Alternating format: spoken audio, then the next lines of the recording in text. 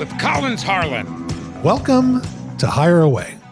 Hire Away is a show where we talk about jobs, we talk about business, but we talk with the people that are operating those businesses and doing those jobs, people with skin in the game. And my name is Collins, staffing specialist with Labor Finders. We have offices all over the country. In St. Louis, we have one in North St. Louis and one in South County. If you are hiring, if you're looking for people, all you do is go to laborfinders.com. That's laborfinders.com. You find the branch nearest you, call us up, and we'll help you out. Okay, today on the show, we have Jake West. He's the Director of Marketing for Local 36, the sheet metal union. And it's going to be a fascinating interview because Jake and I kind of do the same thing. We find workers for people who need workers, but we do it with completely different platforms. So let's do this. Let's talk to Jake and find out how that works. Hire away! Jake West, welcome to the show. Yeah, thanks for having me on. You're welcome.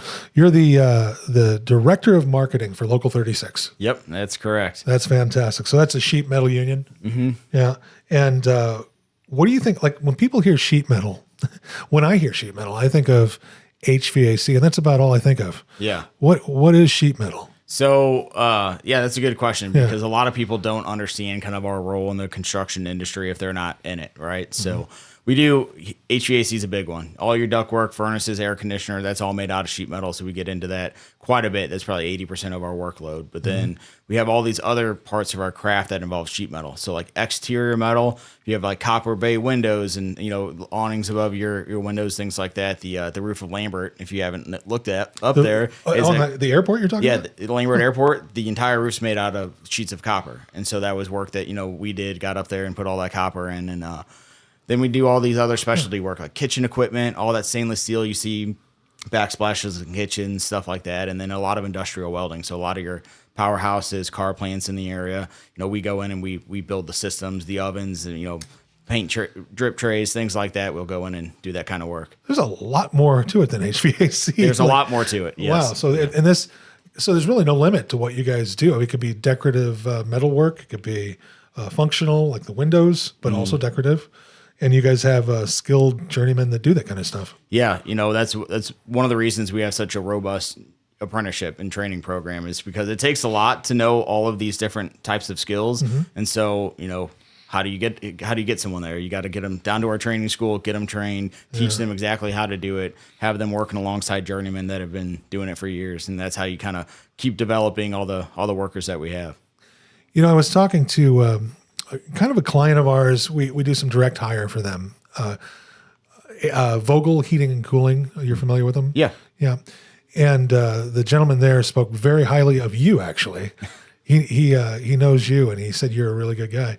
When you were a little kid, obviously you didn't want to be a sheet metal worker, right? Right. But what did you want to be when you were a little kid? Yeah, I didn't know what a sheet metal worker was when I was a kid. But I always liked playing with Legos and, building things with blocks, tree houses, that kind of stuff. So I've always kind of wanted to do something along the construction building industry.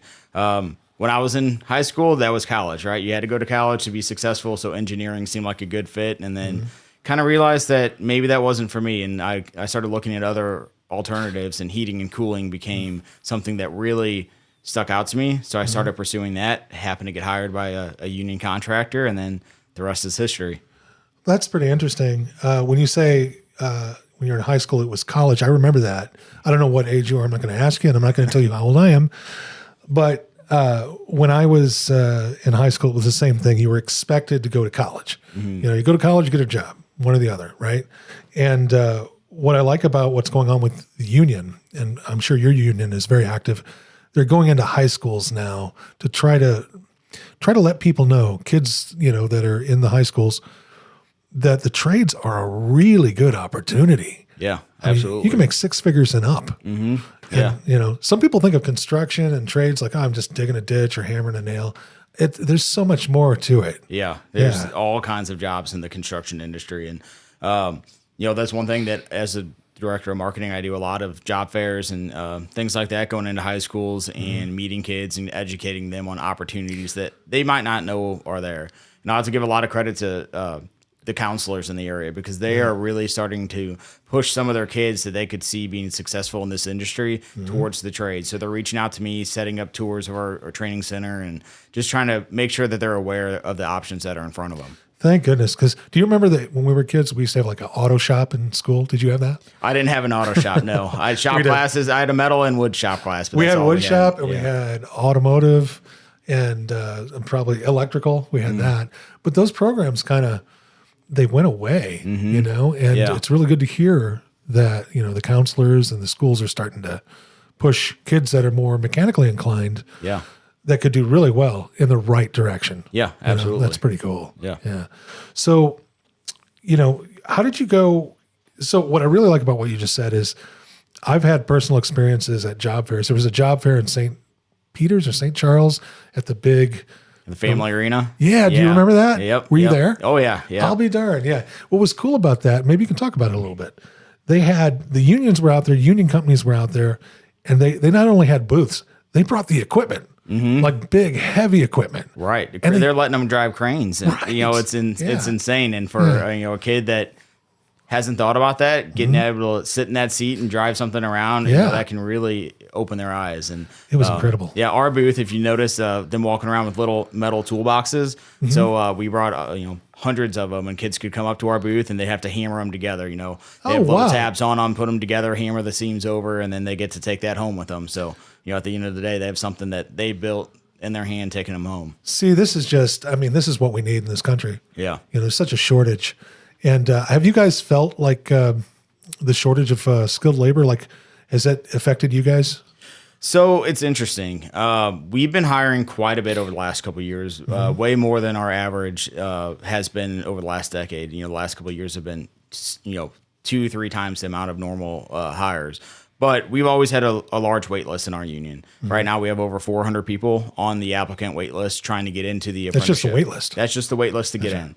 And we've been fortunate in that way. Not every union's had that luxury of having that pipeline of applicants to pull from. So for our trade specifically, we're doing okay. I wouldn't say we're doing phenomenal, but we're managing. Whereas construction as a whole, there is a shortage, and we need a lot more people trying to get in. But again, that main push from the unions in general to go into the high schools and develop talent, invite people in. It's got to catch up. Yeah, and absolutely. help. But yeah, we've a lot of kids in our area. All they've ever done is played video games. Right. Yeah. They think work is you go to a place and you help people fix their video game and you go home. That's not going to pay much. No, it won't. Yeah. It won't lead to much. But so what with the union? What's the process? You obviously have clients and customers. You and I actually, our jobs are similar. Companies call, they need people. We find those people. Yeah. So basically, it's kind of the same thing. But what's your process? What is it like a day in the life of you at work when you're trying to help people find work? Yeah. So kind of what the process looks like is when a contractor calls me, Jake, I need a new person. That could be a residential heating and cooling company. So I'm looking at anyone that may have gone through like a tech school like Rankin or Jefferson College or, any of the tech schools in the area that have trained for HVAC. I know they'll be a good fit at that company. So, we'll look at our applicant list, try and find someone with that qualification, that's, up at the top of our list and send them to work. Whereas it could be a big, heavy industrial fabrication shop and they need someone with welding experience. So we're looking at other applicants that have that welding background. So our goal is to find the right applicant for the right contractor, because that's what leads to good retention, good success for those applicants. And I imagine that it's all by doing that deepens the relationship. They see that you're helping them and you stick with them. And so what are some of the things we talked about some of the challenges, I guess. What's going on in the area? Like what big things are happening as far as what you guys do? And so there's a lot of big jobs going on right now in the St. Louis metro, because we kind of supply the eastern half of Missouri, but most of our work's going to be in the St. Louis metro. And right now Boeing has a huge facility they're putting up for the new fighter jets that they're going to build. They just got a new contract, right? Yeah. So they're going to be ramping up on manpower to put all the heating, cooling, ventilation, exterior metal all in that building. So we have a lot of members out there working. And then here in Jefferson County, we have the James Hardy plant. They're breaking ground right now, so we should have some guys out there relatively shortly working on that project. And then the big elephant in the room is data centers, right? Oh, that's right. Boy, we talk a lot about data centers. Yeah. So, what does that look like for the construction industry? It would be, game changing for us. We'd have hundreds of people on that job site for, 5, 6, 7 years, something like for that. Long term. Right. Yeah. And part of the conversation is these are short-term jobs and then it goes away. But, in my world, if you're on a job for 7 years, that could be someone's entire apprenticeship. So they get in, they work on this job, they learn our craft, and then get to the journeyman level, and then they've launched their career because of one investment in our area. So that's really hopeful for the future of our construction trades. Yeah, I see the value. I see why you're excited, because it's an entry into the journeyman level. They can just work there, get all their hours in, all that experience, and their life is transformed. Right. That's fantastic. Yeah, it could be great for the community. You seem like you really care about the people you place and the companies you help. Yeah. It's not true, is it? Yeah. Does it look like that? No, you really do. And you strike me as a pretty humble guy. What makes you good at what you do? Well, I guess that's a good question, because good is hard to define. But I think like one of the big drivers for me is, like you said, you got to care about the people that you represent. So right now we got 1,400 members working here in St. Louis, and we got to make sure we're doing everything we can to represent them well, make sure that they're able to put food on their table, making a good living. And then, my job specifically is helping people find their way into the union. And so, when you see someone that's maybe got a minimum wage job and they find their way into the apprenticeship, and now they're making $26 an hour, that's our starting pay right now. And then they, graduate through the apprenticeship, getting raises along the way, and you see how their life can change over that, even a short couple of years. Yeah. It could really change with the health insurance and benefits that they can get for their family. It's awesome. That's fantastic. So basically, you're compassionate. You have a lot of empathy. You're basically trying to help people. Yeah. Whether it be the client, but especially your union members. Yeah. That's the core of union values is helping people. You know what? It's kind of like the golden rule anyway. It should be the core of all values, in my opinion. But it's good that that's the case. We struggle, like in my staffing platform, not being union. We have times where we have a lot of business and times where it dips, times in between. So do you ever have those struggles where it's like, man, I've got some good workers, but I just don't have work for them right now? Yeah. Doesn't that suck? It does, because you want them to work and they're good workers, but you got to have the jobs there. And so, what do? We have a hiring call. So our business agents, kind of work through that and send the right people out to the right jobs. They go out based on qualifications. So hopefully no one's sitting for an extended period of time. They're kind of rolling through the list and keeping everyone working as much as they can. But, recessions really hurt construction. So back in 2008 to 2010, it was hard for all the construction industries. I remember. It was horrible. It was awful. It was bad for everybody. Yeah. Not just, I would go into manufacturing, because we did a lot of manufacturing, and we actually work with some manufacturing plants that are union, but they just have certain contracts, like you can use them for 30 days. Then they have to join the union or they have to be replaced. Okay. Yeah. But anyway, that's beside the point. I digress. We would go in during that global recession, and they had like skilled machinists sweeping the floors just to keep them on the payroll, because they knew that, they're going to need them eventually. That was horrible. It was absolutely awful. What did you guys do for your people during that time? Were you able to help them out on any other level? Yeah. So one of the benefits of being part of the union is when you have your journeyman card, that means you can go anywhere in the country and work. Nice. So, they went through the apprenticeship, they know they have the skills. And so when jobs popped up around the country, they're able to travel. And then the ones that didn't want to or couldn't, how do we help them out? So we had funds available to, help them get grocery cards to go to Schnucks and, at least buy some, bread and milk for their family to help get them by till they get back to work. You actually helped them with groceries and things. Yes. Yep. And I could say, that was the leadership at the time. That was, a couple of years before I even got into the trade. So, kudos to them for planning ahead, making sure they had the resources to do that. Well, I've talked to a couple guys, and they all have good things to say about the sheet metal union, Local 36 here. And you mentioned that there were some funds available. What that tells me is your union is well run. very well run because, you had the foresight to be putting away a rainy day fund for some problems. And there's going to be problems in the future. Oh yeah. So I'd imagine definitely. that, so you take care of your people. That's what we try and do every day. That's That's the basis of every decision we make. So James Hardy, the new factory going in, what's the timeline on that? Oh, I don't even know what the timeline is, to be honest with you. So I know that they have started clearing the ground. So they got the dozers prepping the site for the construction. The timeline of actually having steel come out of the ground, it's up in the air. I don't think I've been part of that conversation yet. Well, what would you say? But if you had to guess, 1 year, 2 years, 3 years, 5? Yeah, probably within the next year or two, we're going to start, seeing that come out of the ground. That's actually not bad. Yep. It's not bad at all. Excuse me. And then data centers. Yeah. Everyone loves them, don't they? Yeah. Apparently everybody keeps voting them out. You know? Yeah. But in fact, in St. Charles, they just had that, the moratorium. Yeah, the moratorium. Right. Yeah. But in Festus, am I correct about that? Yep.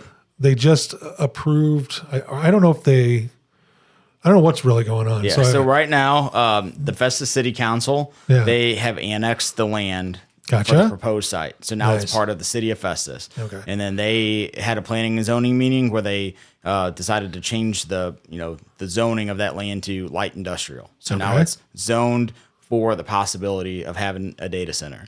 Nice. And so there were a lot of public hearings about that. And, as part of the labor community, I was one of the people that got up there and spoke in behalf of it, along with a lot of our other representatives, and had a lot of public backlash. And, it's around a lot of the community. You're a brave man. Yeah. Well, yeah.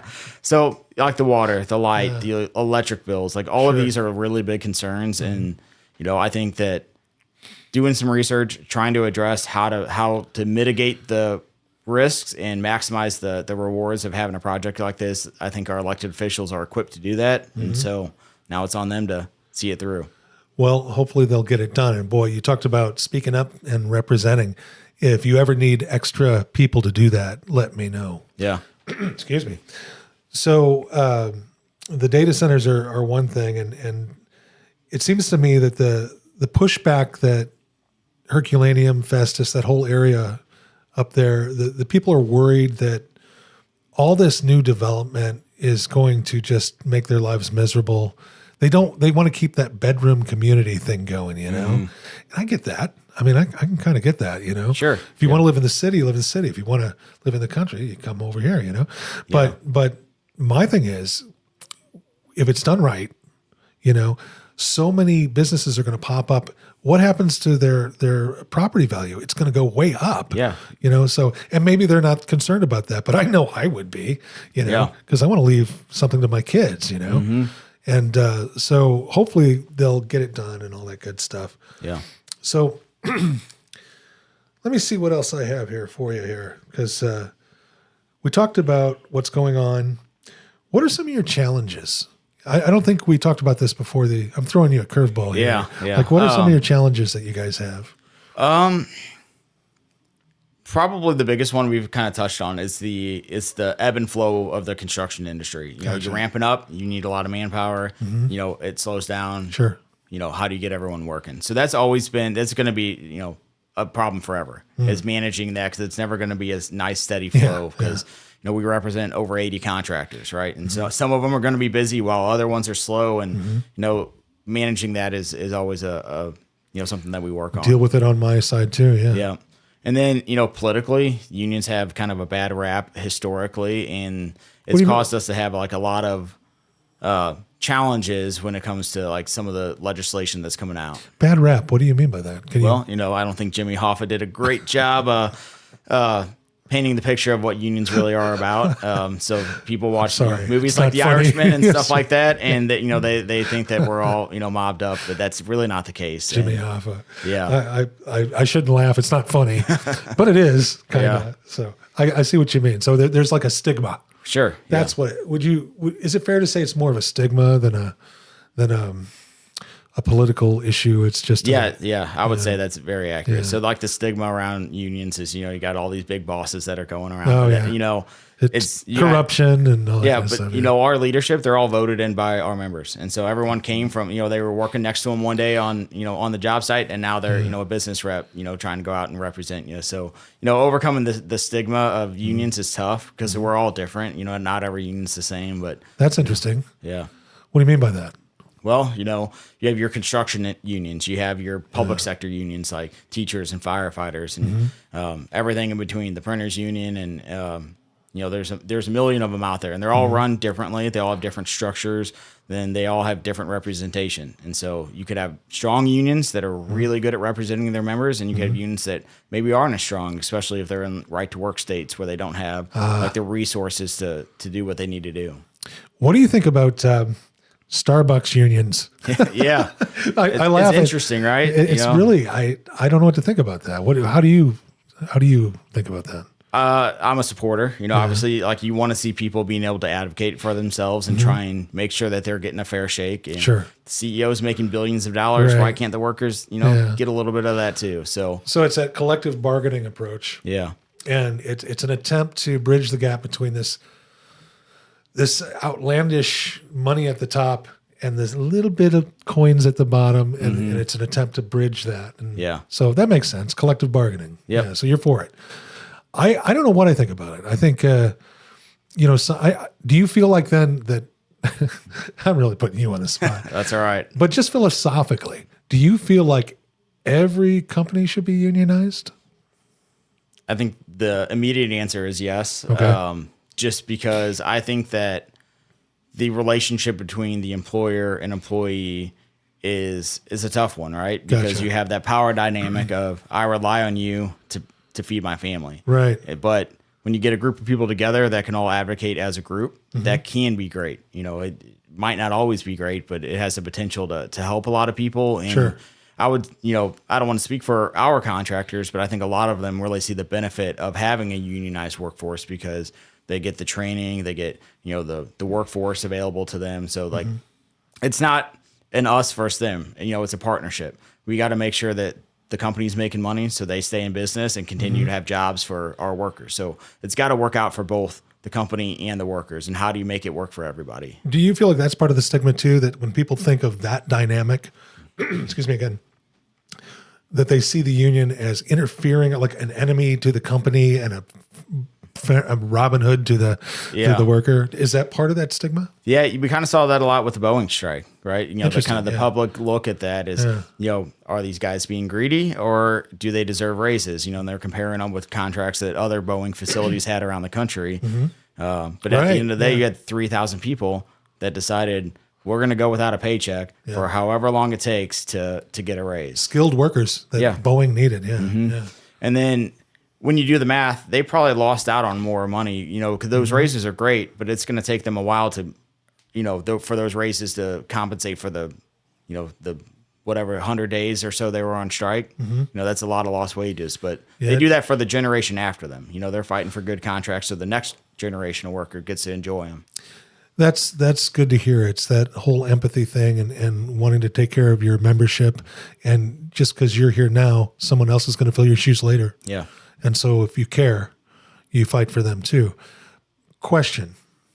In the Boeing strike that, of course, ended, who won? What side won? Workers, I would say, would be the quick one, but some of these questions have a complex answer. Right. The black and white, I would say the workers won because they were able to get a contract that the membership voted to approve. So the workers, by the end of all of the negotiations, the workers approved the contract. So they got something that they were comfortable living with. And you're a good sport. And you said a while ago that it's not about just the workers; it's about the company. So if you're bridging the gap and trying to make that fit, the workers getting what they want, and the company being able to not go out of business doing that. Do you feel like Boeing was able to get something out of the deal too? I would say so. I think one of the the draws of the labor industry is your wages, right? Yeah. So if their workers are making more money, that's a more attractive job. So they're going to have more people applying. They're going to have a better talent pool. And so, I've always been an advocate of, if you want the best workers, you got to pay them. And so, as their wages go up, they should be able to attract the best of the best here in St. Louis to come work for them. So it almost strikes me as, because that's I don't want to say capitalism. It is capitalism, but that's the competitive market doing its work. And so it sounds to me like if the union is in line with the market and everybody's playing well, that a lot of progress can be made, not just for this generation, but the one after that and the one after that. Yep. And that's kind of your role, or your union's role. Yeah. I guess. The labor movement's, been going on for hundreds of years. Right. It'll keep going long after I'm gone. The more I learn about the union and talk to people like you, the more I'm a fan. I grew up in a family. My dad wasn't a union worker, but my grandpa worked for Granite City Steel. Okay. So he was in the union. Yeah. They just opened their foundry again. I was right in time for Christmas, man. Yeah, right. Some happy people over there. Yeah. So I got friends over there and a little bit of family too. But my my uncle, my friends, my cousins, they all work for the steel mill. Yeah. So they're all union folks. So it's not that I'm alien to the union. It's just that my path didn't take me that way. Yeah. Sometimes I wish it did. There's a lot of advantages. Yeah, definitely. So, but all right. So we got to kind of be mindful of the time. What do you think about IP reform? Have you heard that bantered about a little initiative bit? petition. Yeah. Right to work, all this stuff. Oh, we're Do you very. have an opinion on right to work? You probably don't. Yeah. Well, I probably have a lot more to say about that than we have time for, but Give it a shot. so right to work, that's been a controversial topic over the last couple of years here in Missouri. And 2018, our legislator voted it in. Yeah. Our governor signed it. Through IP, right? No, that was just them. The legislature, Oh, the reps and senators said this is what Missouri wants, and it became law. And so, the referendum process and the IP process are very similar. And we had to go out and get signatures all over the state, get enough of them to put it on the ballot. And then once it got put on the ballot for the people of Missouri to vote on, we won by a 2/3 majority. 66% of people said they don't want this, which is a pretty big margin to win by, with just a vote of the people. Yeah. So overwhelmingly, and a lot of the people that were voting were union members, because they wanted to protect what they had. But then you had a lot of non-union members that maybe like yourself, you know about unions, but you weren't directly involved. Also, You don't know what to think. Yeah. Right. Yeah. But you guys worked hard at that, because I remember I remember going into a library, a public library. I was hanging flyers like when need workers, Yeah. And there were people out there with clipboards, and they would explain what they were needing the signature for. So you guys worked really hard at educating the public, people like me. Yep. Yeah. So congratulations. Yeah, we've had to do it twice now. Once in the 1970s, and now once in 2018. So it keeps coming back. So we got to keep protecting the processes that protect it. Right. The initiative petition, the referendum process, like those are key to make sure that the voters, the people of Missouri, get the final say. Yeah. Life is a struggle, isn't it? You got to keep fighting for what you believe in. Yeah, absolutely. Yeah. So we're out of time, but I wanted to give you a little bit of something special to take with you. It's not a gift. I don't have anything physical to give you. I don't have a coffee mug. We're working on that. But I want to announce to the public that you are now an honorary member of the Podcasters Union, Local 0001. Wow. I don't know. We have the first one. Yeah. All right. So congratulations. Yeah. We're still working on benefits and things like that. I don't know what we can get you. Just let me know. I'd be happy to get my pension started. So you like cigars? Yeah, sure. Yeah. You're familiar with Santino's? I am. Yep. And that's where you're headed after this, right? You're going to go to Santino's? It's a Friday night. Why not? Yeah, get some cigars. Yeah. Jake, wonderful having you on. Thank you for making the time. Yeah. It was really great to talk to you, man. Yeah, absolutely. I appreciate it. Yeah, come on again sometime. Yeah, thank you. Thanks, man. What a great episode. That was Jake West. What a humble guy. You can tell he's good at what he does, and I really believe it's because he cares about the people he works with. And I love that about him. Thanks for coming on, Jake. You're going to want to stay tuned for the job of the week. But I also want to talk about next week's episode. It's going to be with Gus Sanchez, and he's with Labor Finders. We're not going to just talk about staffing, though. He's a drummer in a band. How wild is that? We're going to talk about that. We might even hear some samples of his music if the platforms will let us get him on there. The last thing I'd like to mention before you guys go, other than sharing this on your social media, it's really important. Like it and share this. It really helps us grow. I want to talk about News Talk STL. Have you heard of News Talk STL? They're a radio station here in town, and they've got legends on there. People like Vic Porcelli, Jamie Allman, and get this, Larry Connors. If you're in St. Louis, if you lived in St. Louis, you know who Larry Connors is. An absolute legend. Well, they're sponsoring a food drive, and it goes till December 21st. And you can drop, I'll get this right, you can drop non-perishables off at Bartolino's, Chris's Pancake and Dining, Michael's Flooring Outlet, or you can go to the radio station in Maryland Heights. That's what I would do. That'd be kind of fun. You might even bump into Larry Connors. So thanks for watching. Please share this on your social media, and we'll see you next Tuesday at 10. Hire away with Collins Harlan.